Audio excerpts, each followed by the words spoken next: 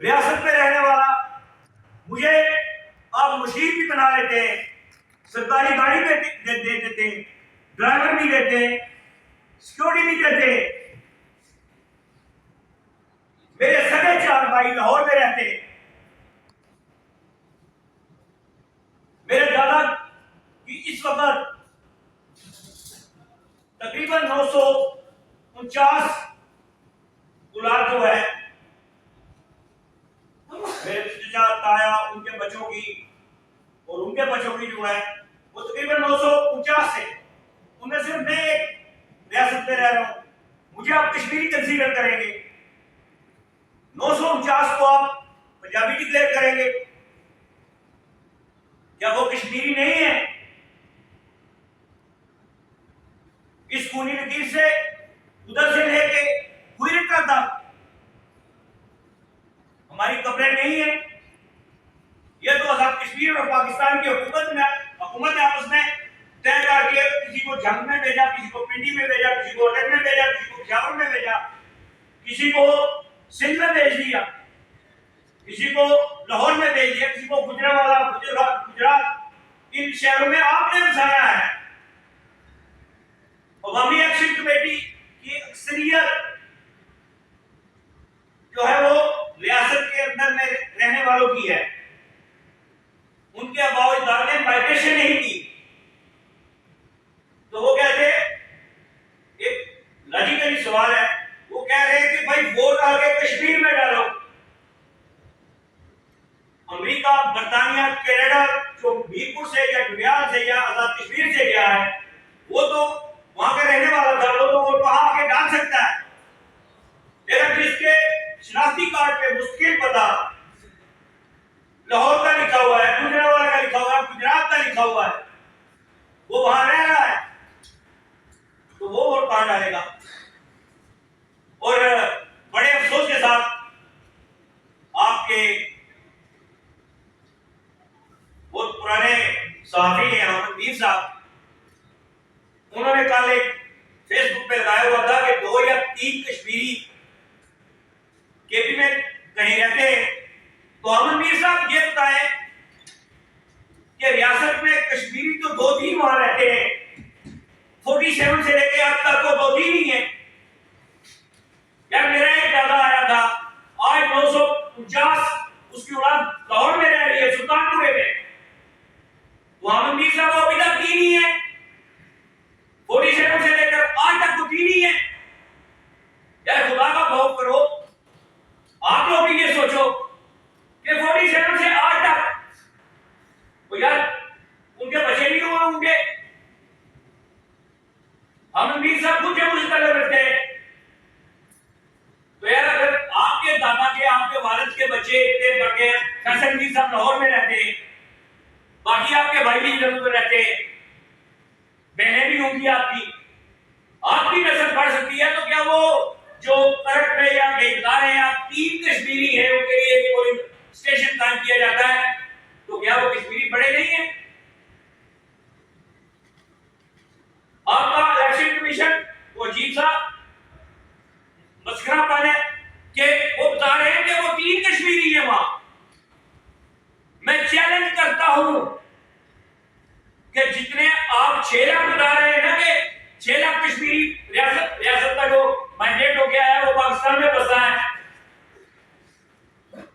तो एक दफा अल्लाह को हाजिर नजर जान के भाईजान हाफिज आसम मुनीर से मैं अपील करता हूं कि आप ओरिजिनल कश्मीरियों की मर्दमशुमारी करा लें। मैं तो 50 से 60-70 लाख कह रहा हूं, अगर करोड़ से ऊपर ना हुए तो बात कीजिएगा। और 1974 में जुल्फिकार अली भुट्टो साहब ने 12 सीटें कश्मीर में रखी थी, 12 पाकिस्तान में रखी थी। तो आज अफसोस से कहना पड़ता है कि मेरा चेयरमैन इसलिए है कि मैं 47 से लेके आज तक इस शख्स का 84 से लेके आज तक जुल्फिकार अली भुट्टो का पैरोकार हूं।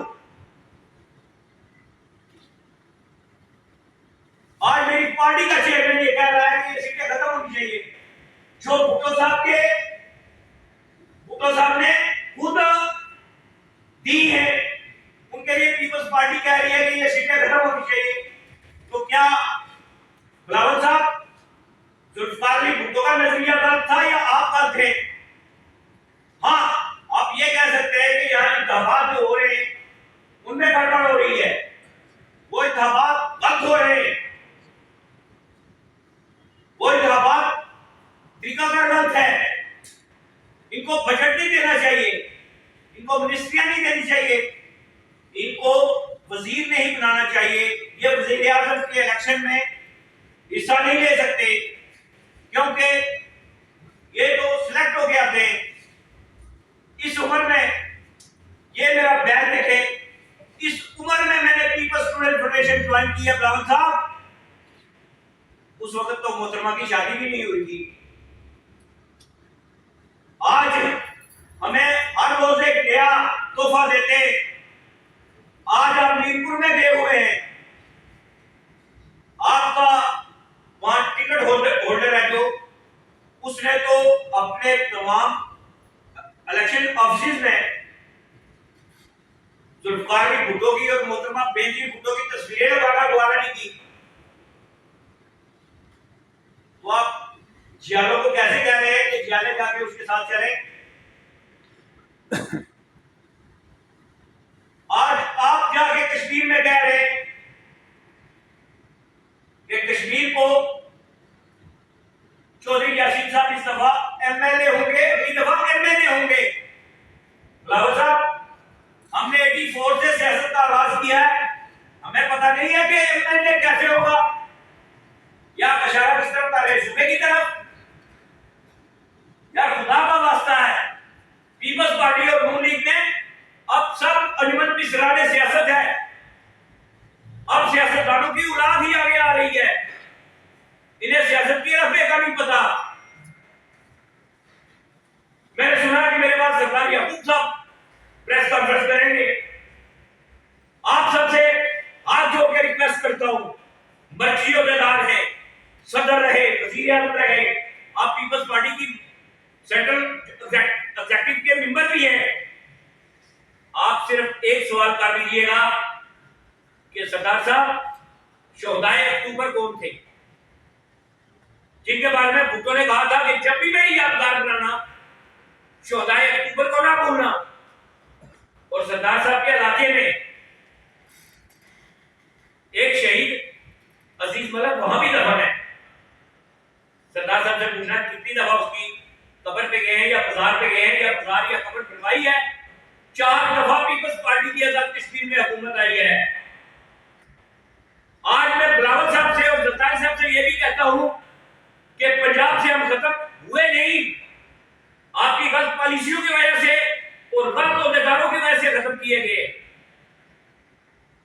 क्या अब्दुल रज़ाक झरना, अयाज समो, वो खूबसूरत जवान जिन्होंने भुट्टो के लिए फांसियां गले में डाली, जिन्होंने पिंडी और लाहौर में घुसखोरियां की, कभी उनके मजार पे गए आप? मीरपुर में पीपल्स पार्टी बिखरी हुई थी, एक नौजवान आया, उसने एक तस्बीह की तरह सारे दाने बिखरे हुए थे, उसने एक एक दाना इकट्ठा करके 2.5 साल में एक पूरी तस्बीह बनाई और खुद पाकिस्तान की मर्जी की आदत ने उसे बुलाया था। आज उसे कह रहे हैं तुम आजाद इलेक्शन लड़ो, तुम्हें टिकट नहीं देते। उस शख्स को टिकट दिया जिसे पीपल्स पार्टी के नजरिए का पता नहीं, मर्जी इलेक्शन ऑफिस में बीबी या भुट्टो का फोटो नहीं, अपने बाप और दादा का फोटो लगाया हुआ है। आज पाकिस्तान में नजरियाती सियासत खत्म हो चुकी है, अब एटीएम मशीनें नहीं, अब पूरे पूरे बैंक चाहिए।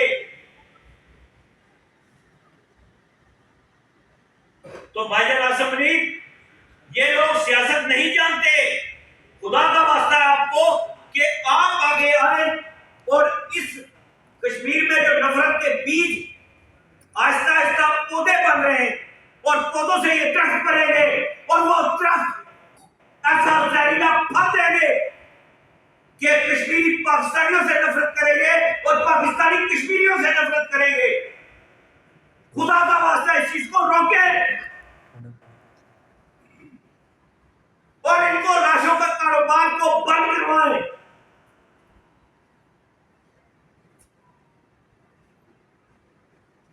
आज हर कोई सियासत पे बात करेगा,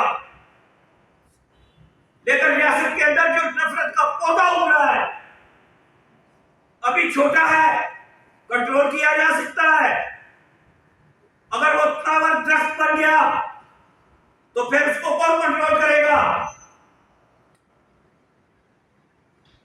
अभी तक आप बलोचिस्तान को रो रहे हैं,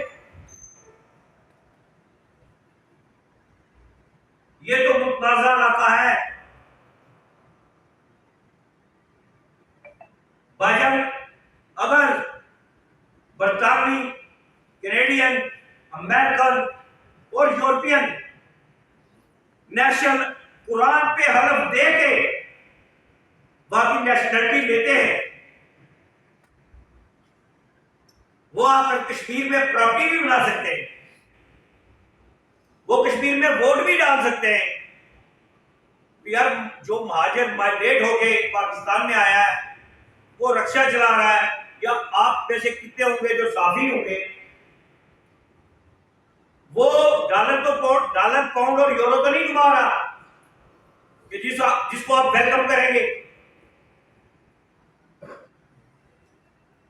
भाईजान, आप अगर कोई इन सियासतदानों में नहीं तो मैं आपको चैलेंज करता हूं कि मुझे बुलाएं, मैं आपको इसका हल देता हूं।